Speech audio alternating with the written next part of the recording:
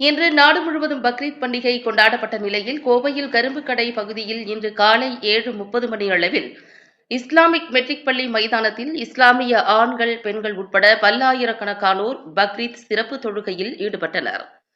இந்த தொழுகையில் மஸ்ஜித் இஷான் பள்ளிவாசல் தலைமை இமாம் மௌலவி இஸ்மாயில் இம்தாதி சிறப்பு தொழுகை நடத்தி சொற்பொழிவு நடத்தினார். இன்று நாடு முழுவதும் பக்ரீத் பண்டிகை கொண்டாடப்பட்டு வருகின்றது. இதன் ஒரு பகுதியாக ஆயிரக்கணக்கான இஸ்லாமியர்கள் சிறப்பு தொழுகையில் பங்கேற்று தொழுகையில் ஈடுபட்டனர். இறைவனின் தூதரான இப்ராஹிம் நபியின் தியாகத்தை நினைவு கூறும் வகையில் தனது மகனை இறைவனுக்காக பலியிட முன்வந்த தியாகத்தை போற்றும் விதமாக இஸ்லாமியர்கள் ஆண்டுதோறும் பக்ரீத் பண்டிகையை கொண்டாடி வருகின்றனர்.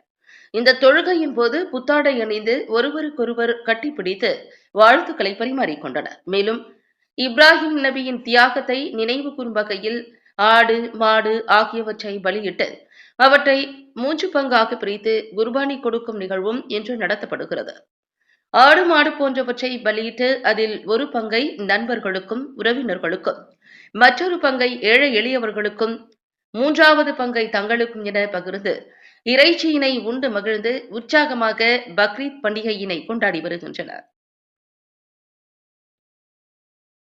PS உமர் ஃபாரூக், ஜமாத் இஸ்லாமியின் கோவை மாவட்ட தலைவர். இன்றைய தினம் தியாக திருநாள் பெருநாளை அனுஷ்டித்துக் கொண்டிருக்கின்றோம். உலகத்திலே இருக்கக்கூடிய கோடானு கோடி மக்கள் இறைவனே மிகப்பெரியவன் என்ற முழக்கத்தோடு பள்ளிவாசலை நோக்கி, ஈத்காவை நோக்கி புத்தாடை அணிந்து கொண்டு வந்து தொழுது உரை நிகழ்த்தி இறுதியிலே பிரார்த்தனையும் செய்தார்கள். அந்த பிரார்த்தனையிலே முக்கியமாக நல்லிணக்கமும் அமைதியும் இந்த நாட்டிலே நிலவ வேண்டும், இந்த நாட்டில் இருக்கக்கூடிய அனைவரும் ஒற்றுமையாக வாழ வேண்டும் என்ற பிரார்த்தனையுடன் இன்று நாம் தியாக திருநாளை கொண்டாடி கொண்டிருக்கின்ற இதே நேரத்திலே மிகப்பெரிய தியாகத்தை பாலஸ்தீன மக்கள் அங்கு தியாகம் செய்து கொண்டிருக்கின்றார்கள், உயிர்களை தியாகம் செய்து கொண்டிருக்கின்றார்கள். அங்கே அமைதி இல்லை, அங்கு நிரந்தரமான அமைதி வேண்டும், அவர்களுக்கு நிம்மதி வேண்டும், அவர்களுக்கு வெற்றி வேண்டும் என்கின்ற அடிப்படையிலையும் நாம் பிரார்த்தனை செய்தோம்.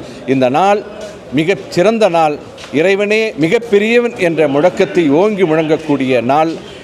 இந்த நன்னாளிலே மீண்டும் அனைவருக்கும் ஈகை, அதாவது தியாக திருநாள் ஈதுல் அல்ஹா பெருநாள் நல்வாழ்த்துக்கள் தெரிவித்துக் கொள்வதில் மிக்க மகிழ்ச்சி அடைகிறோம். எல்லா புகழும் இறைவன் ஒருவனுக்கே.